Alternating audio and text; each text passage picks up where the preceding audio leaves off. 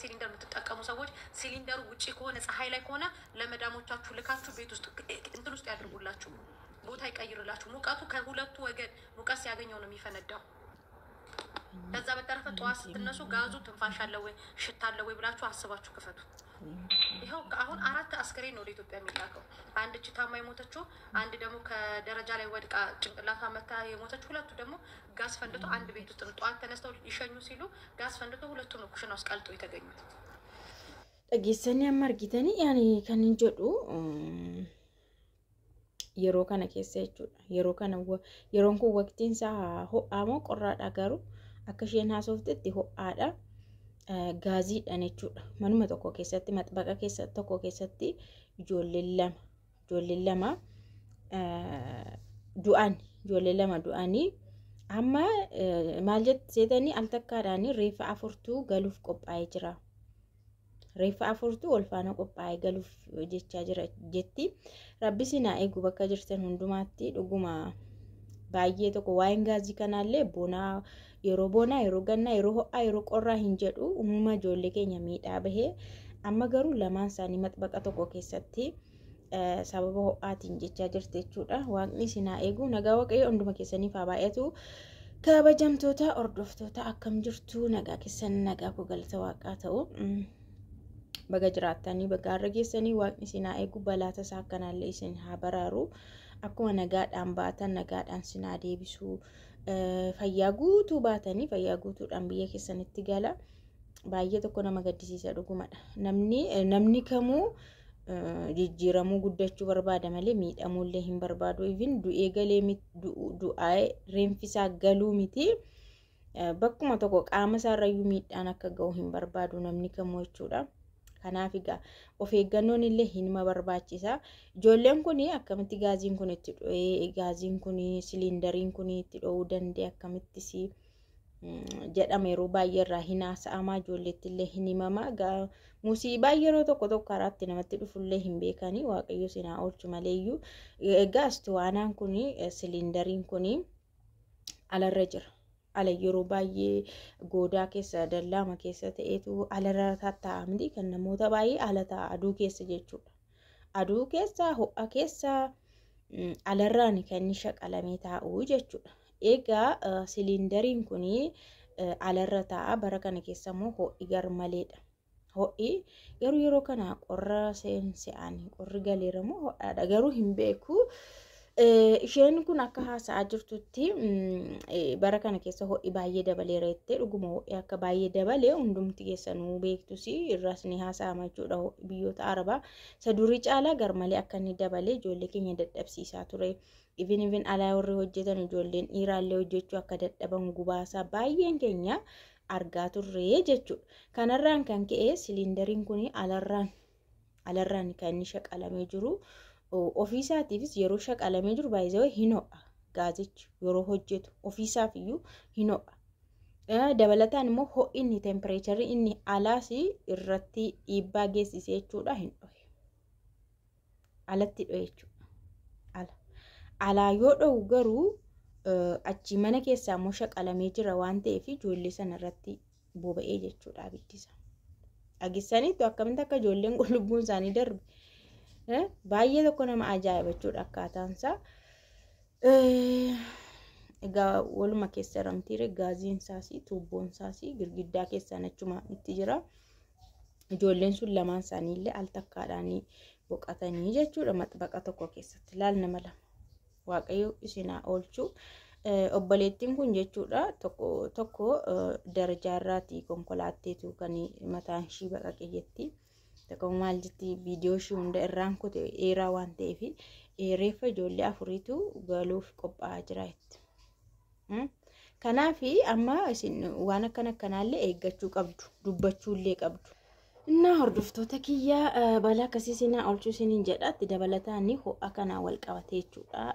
Yeroo baay'ee immoo chaarjeriin illee akkanuma. Chaarjerii bilbilootaallee obbira keessanii mataa dura keessan maaliif ho'i garmalee dabalee jira yeroo jedhamu kana faanallee hin adeemaa jechuudha. Waan akkasillee sinirratti dhufuu danda'a waan ta'eef of eeggannaa godhaa. Waan elektiriikiidhaan wal qabatu qoosaan hin jiru. Dhugaa dubbachuu waan elektiriikii qallaan hin sodaadhu. Amma Ampoolii irraa baasan ampoolii jijjiiruu faa namni sodaata. Nan sodaadha dhugaa waaqa. Bakka xinnoo ishii elektiriikii mana keessa qallaaliin sodaadha. Maaliif qoosaan beeku elektiriikiin jechuudha. Na ijoolleen keenya baay'een anillee akkas bilbila koo chaarjii irra kaa'ee mataa dura kaawwadhee rafa. Maaf guyyaa kana guutuutti haasaan oola waan ta'eef duwwaadha. Achi mataa dura kaawwadheen immoo chaarjii irra kaa'ee mataa dura kaa'a. Maaliif sa'aatii nan laala alaarmiinis achirra jira. Chaarjiis naa godha hirribarraas na kaasa. Amma jechuudha yoo ho'ee yoo affaname jechuun tiraasiin faa yoo irra taa'e qilleensa faa yoo dhabee ho'i sun garmalee yeroo itti baay'atu hin dhoha. Gaafa dhohu maal ta'a reechi keessaa wanti bahu hundisaayyuu sirratti jechuudha keemikaala waan ta'eef. Gubatta afaanis guba. Kanaaf baay'ee rakkisaadha. Baay'ee rakkisaadha. Of eeggannaa godha. Baay'ee of eeggannaa sin barbaachisa. Gaasiin kun ifaa ammaa ijoollee yeroo baay'ee itti mama. Isaan ammaa qalbii illee hin qaban yeroo baay'ee jechuudha. Hin sardamu. Qalbii kan kee fuudhumaanni hin sardamamu. Barii faa hin sardamu. Galgala faa seeraan hin rafan. Hirriba gaallee hin qaban. Miidiyaa kanarra oolu. Intarneetii kanarra oolu. Tiiktookii irra oolu. Laayifii namaa jala oolu. Laayifii namni ittiin birrii guurratee ittiin fammasu jala taa'a. Jala taa'anii taap gochaa bulu. Hirribatti isaanii aarsaa godhanii jechuudha. Achi jala taa'anii warra guyyaa rafu warra chiikota fidatee jaalallee isaanii faana haasa'u ofii hirriba dhabanii mugaa boqonnaa isaanii dhiisanii achi jala taa'anii jara jara laalaa bulu. Ofii yoo hirribni jala darbiteetti jarri bari guyyaa rafu yeroo barbaadan rafu. Ati garuu boqonnaa hin qabdu. Yeroo sana maalidha? Humaa yaadachuu illee dandeessu. Hin irraanfatta. Sammuun kee biizii si ta'a. Waan gochuu qabdu tartiibaan illee hin gootu. Sardamaa hirribarraa kaata. Wii sa'aatiin natti geette. Tu hirriba xiqquma illee quufuu miti. Xiqquma sammuu kee irra gadi hin buufatiin. Sa'aatiin sitti keechi dammaqxu. Humaallee hin maastawaal kan jedhamu hubannaa si keessa hin jiru. Maal goota isa sardamta achi. Gaazichi foolii qaba. Fooliin qabu funyaan kee hin dhagahu. Maaliif sammuun kee biiziidha. Yoo sammuun hojjete funyaan dhagaa. Ati daddaftee qursii ciree hojjechuudhaaf fuxuree ijoollee geggeessuudhaaf kana shaqal yeroo gootu guuteera bakka. Kana qofaa miti bara waan baay'ee ta'uu danda'a kun waanuma ifa bahe malee jechuudha. Kufuu dandeessaa.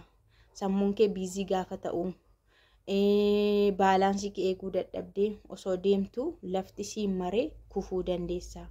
Darajaa kanarra osoo deemtu hin beekamu billichisittee kufuu dandeessaa. Sammuun kee hirriba hin qabu, boqonnaa hin qabu. Namni gaafa boqonnaa dhabu hirriba dhabu hin kufa. An guyyaa lama kufee beeka dhugaa waaqa. Guyyaa lama mana madaamii keessatti kufee beeka. Maaliif yeroo baay'ee anis hirriba baay'ee rafu. Mana madaamiitti hirribni rafamuu hin badaan jiru garuu rakkoon kan biraan jiru. Hirriba rafamu. Isheen illee hirriba raftu. Badaa raftu. Guyyaa keessa xinnoo ishii rafti.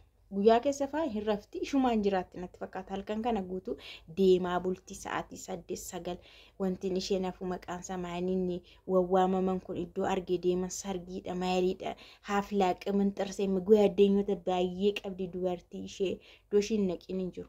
Halkan kana guutuu ijoolleen guyyaa tumanii rafu hirriba halkan kana akkanatti isaan faana ta'an bulu. Sa'aatii 9 galti bara. Gaaf tokko sa'aatii 9 yeroo isheen dhuftu ijoolleen ciisaniiru. Isheen dhufti waan ta'eef immoo isheedhaan banadhee bilbiluma irra toon taa'u sa'aatii 9 ta'e. Gaafa jara siin iyyuu yeroo dhaqee balbala irraa banu an hin beeku balbaluma banee yeroon akkana deebi'u nan kufe. Balbala banee fi yeroon akkas deebi'u nan kufe. Gwaaddenyaa ishii tokko faana dhufte hin nahanii bakka nahanii waan isaan godhan hin beeku waansa laayitarii faa funyaan kotti wanti ni godhaniiru.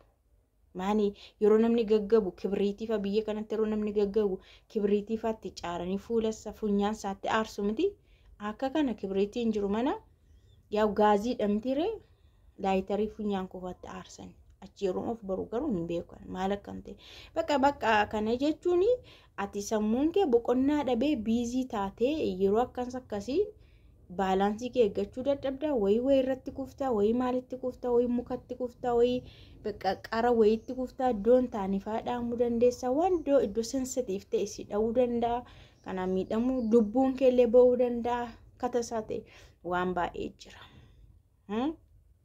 እና isa guyyaa lammaffaa irratti kufu garuu galuu ka'eera waan ta'eef tikkeettii naa kutaarratti ciqiin jira. Isaanii amma ramadaanni bahee maal jedhee achi arafaadha miti. Ani ramadaanni sun baanan nangalaadhaan walii galle. Isheen garuu amma arafaatti turiidha. Amma arafaatti turii. Arafaa boodaadha. Wal ciqiin isoo jiru. Amma akkasumaan guyyaa tokko ammas halkan suma mana keessa isaan jiranii ammas nan kufe. Maaliif akkan kufan beekan dhugaa waaqa nan kufe. Achi gaafa sana amma jaarsiyyuu jira. Niitii 2 qaba. Gaafa sana as jira. Bakka isheen hin sodaatte dhugaa. Bakka yookiin warra ishii yaadde minaamin jette. Galtee haa dhuftu bakka tikkeetti kutii dhugaa waaqa tikkeetti ganama sana naa kuchisiiste. Ani argi biyya sana as galee waan akkasii natti hin deebine kufoon hin jiru dhukkubni hin jiru si jamaran dhukkuba achitti illee dhukkubsadheen beekusa dhukkubsatanii bakka waan akkasii nan mudata malee jechuudha argitanii innaa osoo hin beekin waan tokko yoo ammas sitti deebi'ee boodarra waan biraarraan si ga'uu danda'a. Anammatoo 4-5 akkas jechaa deeme hin beekamu yeroo biraa iddootti anaqee kufuu maaltu beeka dhugaa waaqa innaa siireesiin gaafata biyya arabaa jechuudha. Akkuma salphaatti waan salphaarraan lubbuun namaa bahuu danda'a. Waaqayyo si haa eegu.